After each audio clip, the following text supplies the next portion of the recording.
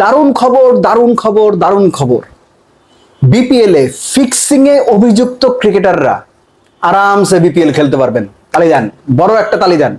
ভোজের ব্যবস্থা করেন, ড্রিঙ্কস আনান। বিপিএল গভর্নিং কাউন্সিল সিদ্ধান্ত নাকি নিয়েছে বিপিএল ফিক্সিং এ যে অভিযুক্ত ক্রিকেটাররা আছে তারা খেলতে পারবেন, কিন্তু অভিযুক্ত কোচ কর্মকর্তারা বিপিএল এর সঙ্গে সম্পৃক্ত থাকতে পারবেন না। এর আগে বিসিবি কি বলেছিল? বিসিবি বলেছিল বিপিএল এ অভিযুক্ত ক্রিকেটারদের নাম তারা প্রকাশ করবে না, কিন্তু তারা বিপিএল খেলতে পারবেন না। আনঅফিসিয়ালি বলা হয়েছিল, বিভিন্ন জায়গাতে লেখালেখি হয়েছে, প্রথম আলোতে এই সংবাদটা লেখা হয়েছে, ফ্র্যাঞ্চাইজিগুলোকে অভিযুক্ত ক্রিকেটারদের নাম জানিয়ে দেওয়া হবে এবং আনঅফিসিয়ালি বলে দেওয়া হবে তাদের জন্য প্লেয়ার্স ড্রাফট থেকে বা কোনো হবে ফ্র্যাঞ্চাইজি বা দলের সঙ্গে না রাখা হয়, না নেওয়া হয়। পুরো অবস্থান উল্টে গেছে। নতুন সিদ্ধান্ত, অভিযুক্ত ক্রিকেটাররা খেলতে পারবেন। কেন খেলতে পারবেন? তাদের বিপক্ষে অভিযোগ প্রমাণিত হয়নি, আরো তদন্ত দরকার। 1 বছরে তদন্ত করে আপনারা পারেন নাই, আগামী 5 বছর পারবেন, এটা আমরা বিশ্বাস করতে বলেন? আমি পৃথিবীতে নতুন না ভাই, আমি পৃথিবীতে অনেক বছর ধরে আসছি, অনেক বছর ধরে বিপিএল দেখতেছি। সো এটা যখন সিদ্ধান্ত নেওয়া হয় তখন সন্দেহ হয় গোড়াতেই গলত কিনা, সন্দেহ হয় সম্পৃক্ত যারা আছেন তাদের ভেতরে এই গলত কিনা, তারাই আসলে চান কিনা যে অভিযুক্তদের বিচার হোক। অথচ আপনি আমি আমরা কি চিন্তা করি? ক্রিকেট হবে কলঙ্ক মুক্ত, ফিক্সিং মুক্ত এবং অভিযুক্ত ক্রিকেটারদের প্রমাণ সাপেক্ষে সর্বোচ্চ শাস্তি দিতে হবে। বিসিবি কি সেভাবে ভাবে? অলরেডি যে ফ্র্যাঞ্চাইজিগুলো 5 বছরের জন্য বিপিএল এর মালিকানা পেয়েছে বা পেতে যাচ্ছে, অন্তত 2টো ফ্র্যাঞ্চাইজির কর্মকর্তা কিংবা মালিক পক্ষের বিপক্ষে সন্দেহজনক অভিযোগ রয়েছে, তাদেরকে সেখান থেকে সরাতে বলা হয়েছে।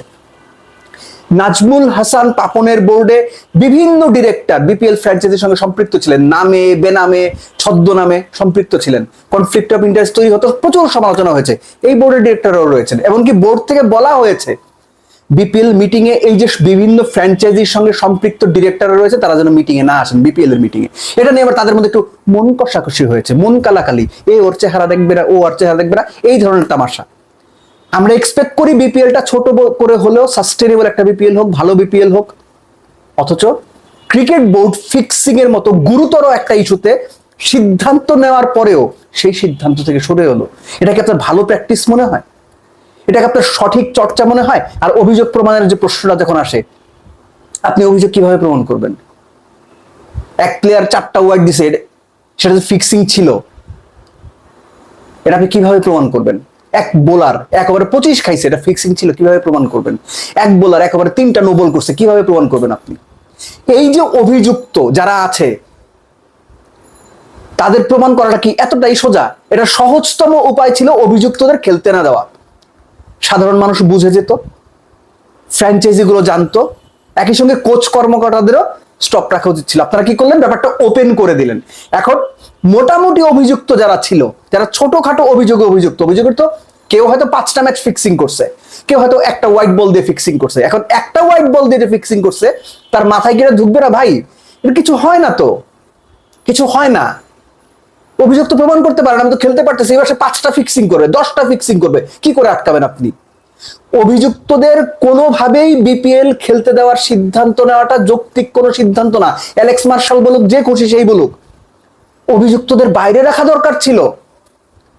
আপনারা তাদের নাম প্রকাশ করতে চান নাই, এটা নিয়েই অনেক সমালোচনা হয়েছে। ফাইন, নাম প্রকাশ করতে চান নাই, মেনে নিচ্ছি, ওই পর্যন্ত মেনে নেওয়া যায় যে তাদের যেহেতু অভিযোগ প্রমাণিত হয় নাই, একটা সোশ্যাল ট্রায়ালের মধ্যে তারা পড়ে যাবে, ক্যারিয়ার হুমকির মুখে পড়বে, ফাইন, আন্ডারস্ট্যান্ডেবল। তাই বলে অভিযুক্তকে আপনি খেলতে দেবেন, এটা কিন্তু তাকে আরো আশকারা দেবে। তার মতো যারা একটু একটু চিন্তা করছে, নিমরাজি বলে, এই নিমরাজি থাকা, ধান্দায় ঘোরা, ফিক্সিং এর সুযোগ খোঁজা, তাদের জন্য কিন্তু ডোর ওপেন করে দিচ্ছেন আপনারা।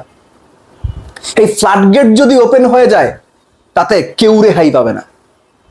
সো এটা যদি প্রথম আলোর এই সংবাদটা যেভাবে ছাপা হয়েছে, এর প্রতিটা বর্ণ যদি সত্যি হয়, গত বিপিএল এ ফিক্সিং এর দায়ে অভিযুক্ত ক্রিকেটারদের খেলার সুযোগ করে দেওয়া, তাদের ক্যারিয়ার নষ্ট হয়ে যাবে এবং তাদের বিরুদ্ধে পুরো অভিযোগ প্রমাণিত হয়নি এই অজুহাত তোলে, এটা একটা খোড়া, একই সঙ্গে দুর্বল অজুহাত। বরং তারা বাইরে থাকলেই ক্রিকেটাররা কিন্তু জানতো কারা কারা এই ঘটনার সঙ্গে সম্পৃক্ত। আপনি ক্রিকেটারদের দিকে জিজ্ঞেস করেন, ক্রিকেটাররা জানে। সো ওরা একটা মেসেজ পেয়ে যেত যে না, আরো তদন্ত হচ্ছে, এই বিপিএলটা তো খেলতে পারতেছি না।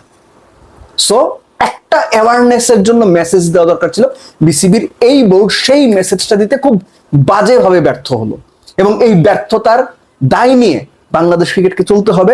এবং বাংলাদেশ ক্রিকেটের এর আগের দিনে একটা ভিডিওটা আমি বলেছি, আলোচনায় বলেছি যে গত 10 বছরে বাংলাদেশ ক্রিকেটে এত মিসম্যানেজমেন্ট, এত বাজে সাংগঠনিক কাঠামো এবং একই সঙ্গে এত বেশি সিদ্ধান্তহীনতা এবং দ্বিধা আমি কখনো দেখিনি গত এক দশকে বা এক যুগে।